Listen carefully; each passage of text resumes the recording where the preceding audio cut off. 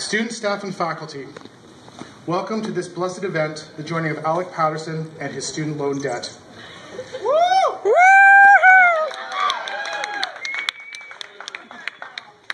Education has gone through many changes in our country, as have our universities and colleges.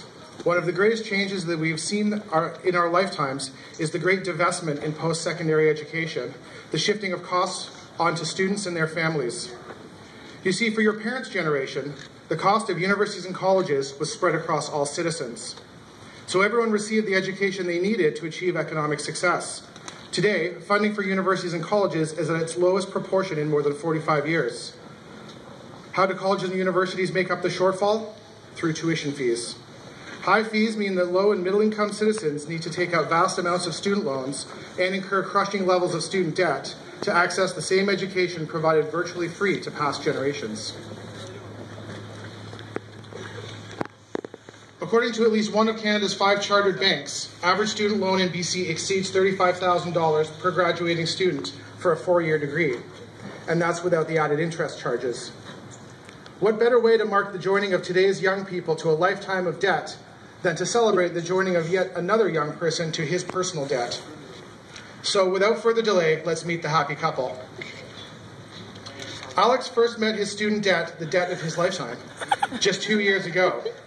He was a young, bright-eyed high school graduate with aspirations to have a modest, middle-class existence. 2 weeks of annual vacation, 1.8 children, retirement at age 65, or perhaps age 68, perhaps even ownership of a modest multifamily condo.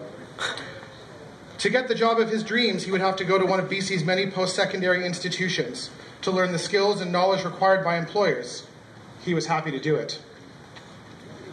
Alec was more than willing to put in the hard work and dedication necessary to learn what was required to get a decent job and to contribute to society.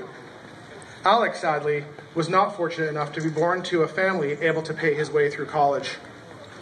Just as Alec thought his dreams were about to be dashed by high fees and no provincial grant system, along came debt, just at the right time.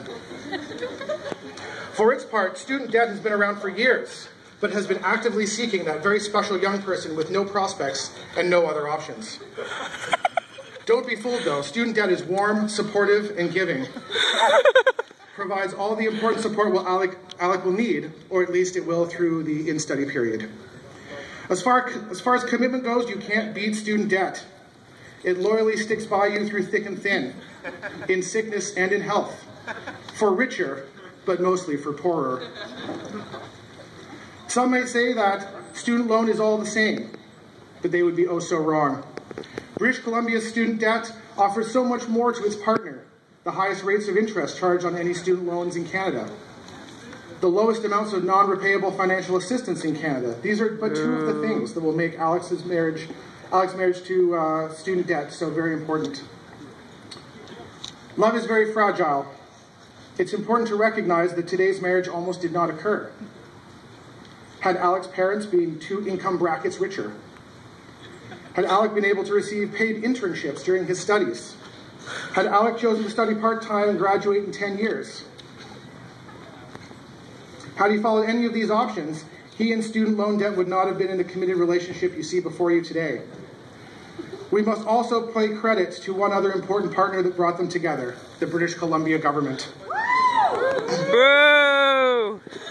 Had the BC government not jacked up tuition fees in the early 2000s, or cut the provincial grant program, or suppressed and reduced funding to our universities and colleges by more than 15% per student, Alec may never have met the debt of his dreams. Call it what you will, serendipity, fate, austerity politics, some may call it neoliberalism. It will all mean a lifetime of debt for Alec. Before you declare your vows to one another, we must confirm that it is indeed your intention to be married. Student loan. Do you come here freely and without reservation and give yourself to Alec in marriage? I do. Alec, do you agree to the terms and conditions listed in the Master Student Loan Agreement, including but not limited to interest on your loan being calculated at prime plus 2.5% unless you enter a fixed-term agreement, in which case it's calculated loan at prime plus 5% at the time at which you enter that fixed-rate agreement? I do. Alec, and student loan, having heard that it is your intention to be married, I now ask you to declare your marriage vows. Please face each other as you are already, and read out the vows you have written.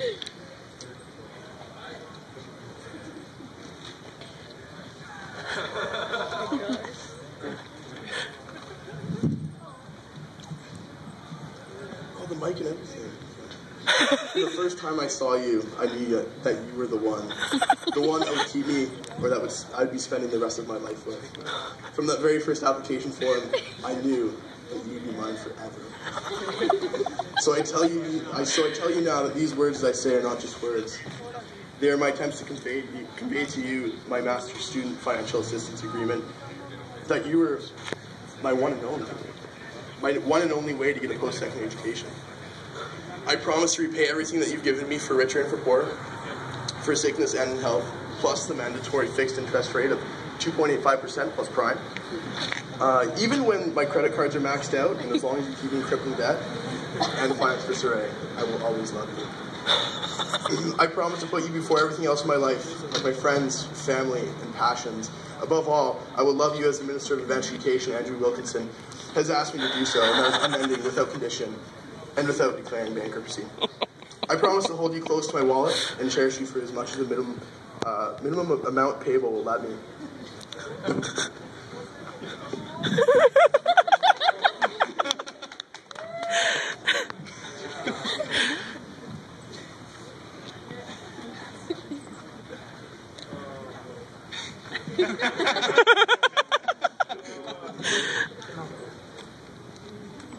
Forgive me, I don't think I can see the words. One moment.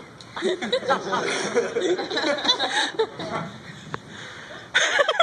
here we are. I always fantasized about finding the person, my person, who would love and cherish me for all my conditions, stipulations, and contractual obligations, compound interest included. As a young tree, I always dreamed of the day I would be made into a loan agreement that would fit the perfect individual. As I was printed, I realized I needed to be comfortable being myself, and not be signed by just any old student. And then I found you. It was bad timing when we met. You, a new high school graduate without the means to support yourself through post-secondary education, and me, having just had my 11,873rd student sign my contract. But when I first saw you, I knew somehow I would make you my 11,874th.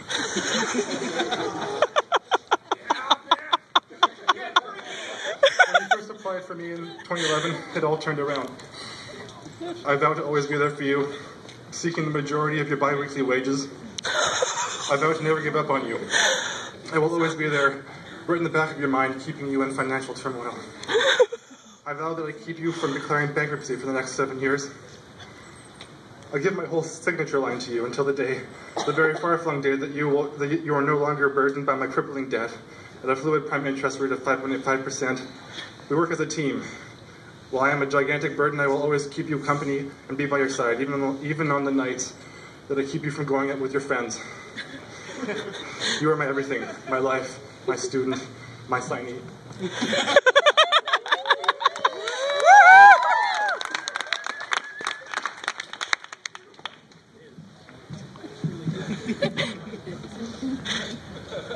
So with that, we'll move to the final vows.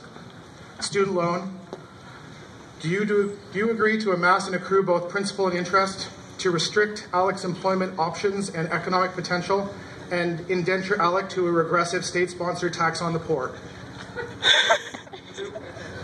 Alec, do you agree to be a slave to your student loan, place it above all and any other forms of personal agency and loans, as punishment for not being born to wealthier parents and not winning the lottery?